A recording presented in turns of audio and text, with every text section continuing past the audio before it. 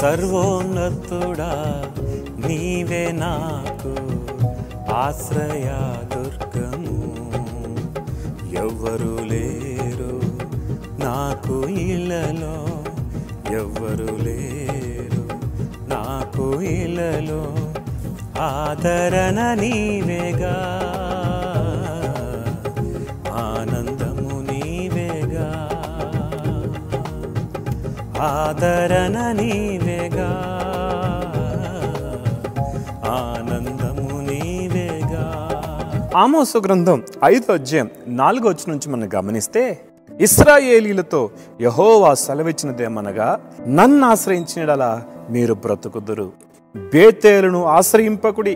దేవుని వాక్యంలో పదే పదే దేవుడు కోరే మాట ఏంటంటే, దేవుని బిడ్డలు దేవుణ్ణి ఆశ్రయించాలి, లోకాన్ని ఆశ్రయించకూడదు, లోకంలో ఉన్న మనుషుల్ని ఆధారం చేసుకోకూడదని దేవుడు చాలా సందర్భాల్లో తన ప్రజలతో మాట్లాడినట్లుగా మనం గమనించగలం.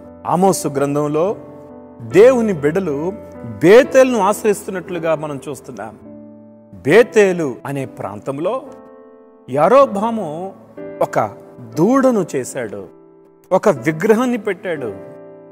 ఆ విగ్రహాన్ని ఆశ్రయిస్తూ దేవుని నిరాకరించారు ఆనాటి ఇశ్రాయేలు ప్రజలు. విగ్రహం అంటే దేవుని స్థానాన్ని నీవు దేనికి ఇస్తున్నావో అదే విగ్రహం అవుతుంది. దేవుని స్థానాన్ని దేవునికి ఇవ్వాలి, దేవుని స్థానాన్ని మరి దేనికి ఇచ్చినా అది విగ్రహారాధన అవుతుంది. కనుక యెహోవాను ఆశ్రయించండి, అప్పుడు మీరు బ్రతుకుతారు అని ఆమోసు గ్రంథములో దేవుడు తెలియజేస్తున్నట్లుగా మనం గమనిస్తున్నాం. దేవుని ఆశ్రయించిన వారు బ్రతుకుతారండి. కానీ దేవుడు బాధపడేది ఏంటంటే, నా జనులు 2 నేరాలు చేశారు. మొదటి నేరం ఏంటంటే, జీవ జలపు ఓటనని నన్ను విడిచిపెట్టారు. సరే, విడిచిపెట్టేమైనా బాగుపడ్డారా అంటే, తమ కొరకు నీళ్లు నిలవని బద్దలైన తొట్లు ఏర్పరచుకున్నారని ఇర్మియా గ్రంథంలో మనం చూస్తాం. ఓట ఎప్పుడు ఊరుతూ ఉంటుంది. బద్దలైన తొట్లు, తొట్టి చిన్నగా ఉంటుంది, అందులో చిన్నగున్న తొట్టి కూడా బద్దలైపోయింది. ఆ తొట్టిని ఆశ్రయించేవారిగా ఉన్నారు.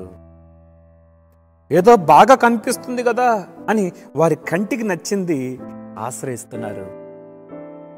ఉదయకాలము నీకు దేవుడు ఆశ్రయమా? దేవుడు బాధపడుతున్న మాట ఏంటో తెలుసా? నా జనులు నన్ను విడిచిపెట్టారు, నన్ను ఆశ్రయించట్లేదు, లోకాన్ని ఆశ్రయిస్తున్నారు, నన్ను ఆశ్రయించట్లేదు, లోకంలో ఉన్న వాటిని కోరుకుంటున్నారు. మేము ఎక్కడికి పోగలము? నిత్య జీవపు మాటలు గలవాడవు నీవే అని పేతురు అన్నాడు. ఉదయకాలము ప్రభు దగ్గరికి వచ్చి, ప్రభువా, నీవు తప్ప మాకు జీవం కలిగించేవారు ఎవరున్నారు? నీవే మా ఆధారం, నీవే మా ఆశ్రయదుర్గం అని ప్రభుని హత్తుకుంటావా? ఆయన్ని ఆశ్రయం చేసుకుంటే, ఆయన మీద నువ్వు ఆధారపడితే నువ్వెన్నడూ సిగ్గుపడవని దేవుని సేవకునిగా తెలియజేస్తున్నాను. ప్రార్థన. మహోన్నతుడా, విత్తబడిన మాటలు మా అందరి హృదయాలు నీరుకట్టి ఫలింపు చేయండి. మీరు మాతో మాట్లాడిన ప్రతి మాటను బట్టి వందనాలు చెల్లిస్తూ యేసుక్రీస్తు ప్రశస్త నామములో అడుగుతున్నాం తండ్రి, ఆమేన్.